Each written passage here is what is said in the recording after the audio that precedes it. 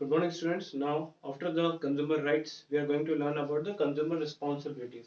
If the consumer has given some rights, अगर उसको कुछ अधिकार दिए गए, then definitely some responsibilities are also there which he must fulfill. इनको भी उसको पूरा करना पड़ेगा, ठीक है? सिर्फ चिल्लाते रहना, just shouting that company has exploited me or cheated me. This doesn't make any sense if he's not fulfilling this kinds of responsibility. So let us have a look that what are the responsibility first of all. The first one is consumer must exercise his right. See, there are many rights which has been given, like right to information, right to seek redressal. So all these are useful only when the consumer exercises his right. He must know that what are the rights available to him. उसको कौन कौन से अधिकार प्राप्त हैं. He should know about this. Then he should exercise his right. He should not look for somebody else to come and file complaint against the company. If something has wrong which has been happened to him, अगर उसको कुछ क्षति पहुंची है, if he is harmed because of some product of the company, then he must exercise his right. उसको अपना right जो भी अधिकार है उसको एक्सरसाइज करना पड़ेगा, तो उसकी ये जिम्मेदारी है, उसको ऐसा करना चाहिए. Now second point is cautious consumer.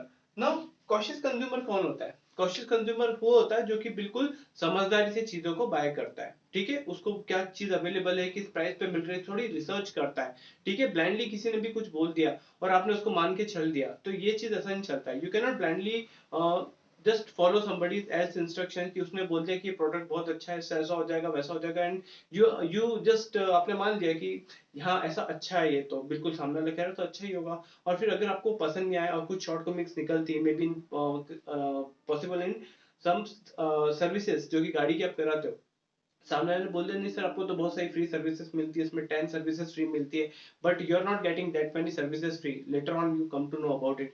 तो ये चीज क्या है, किसी के कहने पे बिल्कुल आप मान गए कि और ये चीज हमने खरीद लिया उस प्रोडक्ट को, ऐसा नहीं.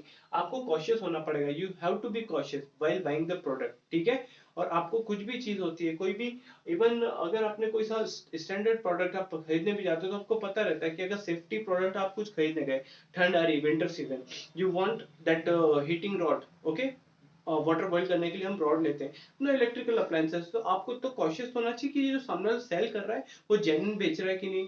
थोड़ी रिसर्च, आपको इतना तो पता होना चाहिए कि आईएसआई मार्क है तो सेफ्टी मार्क है तो कैसा दिखता है. अगर वो चीज ही नहीं पता मुझे आईएसआई मार्क का है कैसा दिखता कैसा, तो व्हाट कॉशियस. आप क्या कॉशियस हो गए, आप सतर्क कंज्यूमर नहीं हो गए. तो आपको कंज्यूमर को थोड़ा सा इन्फॉर्म रहना भी जरूरी है, okay. Then third, filing complaint for the redressal of genuine grievances. आपको कंप्लेंट तो फाइल करनी है but only for the genuine grievances. Grievances मतलब शिकायत, रिड्रेसल मतलब कि आपको जो भी कंपनसेशन वगैरह जो मिलेगा आप उसको फाइल कर रहे हो कंपनी को, ये सोच के कि आप उसको कुछ ना कुछ कंपनी आपको बाद में रिड्रेसल देगी. हो सकता है कि वो प्रोडक्ट आपको चेंज करके दे, नया प्रोडक्ट दे, या फिर कुछ अगर आपको हॉस्पिटलाइज हो गया, suppose in case you are hospitalize, then in that case they are going to give some compensation because you have suffered. तो उसकी वजह से आपको एक जेन्युइन ग्रीवेंसेस के करना है. वो जेन्युइन ग्रीवेंसेस यहाँ क्यों लिखा हुआ है, बिकॉज कुछ भी कंप्लेन आप कर रहे हो फेक नहीं होना चाहिए, just in order, because this is not a profit making business. कि आप जानबूझ के गलत शिकायत कर रहे हो प्रोडक्ट के बारे में और फिर उसको सोच रहे हो कि कंपनी मुझे कंपनसेशन देगी इस चीज के लिए, तो this is wrong. If found guilty then you will be sentence to jail. तो वो चीज नहीं होना चाहिए. रिड्रेसल मिलेगा, आप कंप्लेन कर सकते हो, ये बिल्कुल सही फैक्ट बात है, बट फॉर जेन्युइन ग्रीवेंसेस जो रियली आपके साथ में एक्सप्लॉयटेशन हुआ है, कंपनी ने किया है, for that you should file the complaint, and complaint should not be fake, okay. Now the consumer must be quality conscious. Quality conscious क्या होता है? से फॉर एग्जांपल मैं प्रेशर कुकर लेने गया मार्केट में, ठीक है? अब प्रेशर कुकर किसी ने बोला मुझे सर ये प्रेस्टीज कंपनी का है, बहुत अच्छी जानी मानी कंपनी है प्रेस्टीज, 2500 रुपीज सर. तो मैं बोलूंगा सर ये तो बहुत कॉस्टली है. Then suppose he says ki sir don't worry I have rupee in 500 rupees also one pressure cooker is available and it is also having ISI mark, okay, but it is not original. So for the sake मैंने ठीक है, मैं सोचा ठीक है ऐसा ही था क्या, चलता है ऐसा ही है ना, तो क्वालिटी कॉन्शियस मैं हूँ नहीं, चलेगा. क्वालिटी क्या होती है, ऐसा ही दिखाओ तो दिख ही रहा है ना, लोगों को दिखाने के लिए है सही. बट अगर वो फेक ऐसा ही है कुकर, तो व्हाट शुड आई डू? मुझे इतना तो समझ में आना चाहिए कि ये जो चीज है जो मैं खरीद के ले जा रहा हूँ ये सेफ नहीं होगी. There are chances that pressure cooker may get burst और मुझे काफी ज्यादा चोट आ जाए. तो क्वालिटी कॉन्शियस होना पड़ेगा. कुछ पैसे बचाने के लिए अगर अपन कॉम्प्रोमाइज कर देते हैं आईएसआई मार्क और कुछ इंपॉर्टेंट चीजों के लिए, तो ये चीज नहीं चलती है. आपको क्वालिटी कॉन्शियस होना पड़ेगा. आप खराब चीजों की तरफ चले जाते हो कुछ पैसा बचाने के लिए। तो consumer should be quality conscious. अगर उसको कुछ क्षति पहुंचती है, सपोज मैं उस खराब कुकर को ले लेता और अगर मुझे कुछ क्षति पहुंचती है, then I can not file any kind of complaint because I was not quality conscious. Okay, then insist on cash memo. Cash memo क्या होता है? जब भी आप कुछ प्रोडक्ट बाय करते हैं तो आप क्या करते हो, उसके अगेंस्ट बिल लेते हैं, ठीक है, इनवॉइस मिलता है आपको। जैसे आपने मोबाइल फोन खरीदा तो इनवॉइस। कुछ चीज ऐसी भी होती है शॉप जहां से आप चीजें खरीदते हो बट इनवॉइस नहीं लेते हो, कैश मेमो नहीं लेते हो। तो एक कैश मेमो पे इंसिस्ट करना जरूरी है। If you are buying anything, even if you are buying a small item like Cadbury, then you should take that cash memo.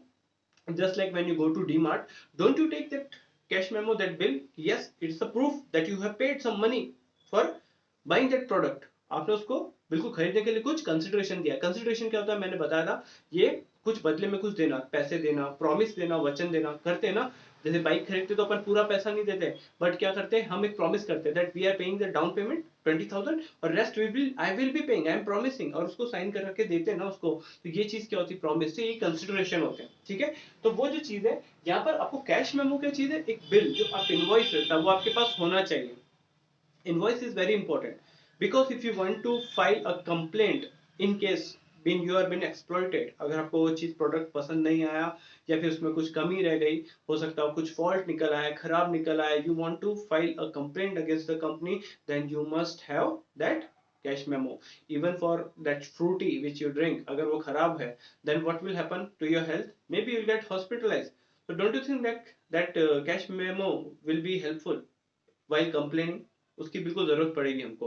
तो इसलिए हमको इंसिस्ट करना चाहिए, कैश मेमो अगर नहीं दे रहा सामने वाला शॉपकीपर तो उससे कैश मेमो लेना चाहिए, है ना, ताकि अगर कंप्लेन करनी पड़ी तो हमको एक प्रूफ दिखाना पड़ेगा, उसके लिए जरूरी है। Then do not be carried away by the advertisement. Do not be carried away by the advertisement means what? That, see, there's a very famous advertisement which you can get on this YouTube and many places, like X deodorant. So what that X deodorant was all about? So there was a boy who was using this X deodorant, okay, उसकी खुशबू लगाता है and many girls start running after him. So there was one guy, एक इंसान था जिसने इसके लिए case कर दिया था कि जो करा गया, दिखाया गया ऐड में, ऐसा कुछ भी नहीं होता है, मैंने उसको बाय किया है और उसको यूज किया, so it doesn't make any sense, ऐसा कुछ भी नहीं होता जैसे उस ऐड में दिखाया गया था। तो इसके लिए बोलते हैं do not be carried away by the advertisement. First you should check, you should clarify कि जो एडवर्टाइजमेंट दिखा रहे हैं क्या रियली ऐसा होता है। पहले आप उसको यूज कर लो उसको, या फिर आप उसको पहले पता कर लो कि जो दिखा रहे हो कुछ तो समझ में आता है ना कि ऐसा पॉसिबल नहीं है। एक अपना जनरल कंसेंस यूज करो, थोड़ा अपना जनरल नॉलेज यूज करो कि ऐसा पॉसिबल है क्या ऐसी चीज होना। आज तक इतने सारे परफ्यूम बने और ऐसा होता है क्या लोग आपकी भीड़ पीछे चल रही है? ऐसा नहीं होता। यूज योर कॉमन सेंस, है ना। तो this is also your responsibility. Now follow manufacturer instructions.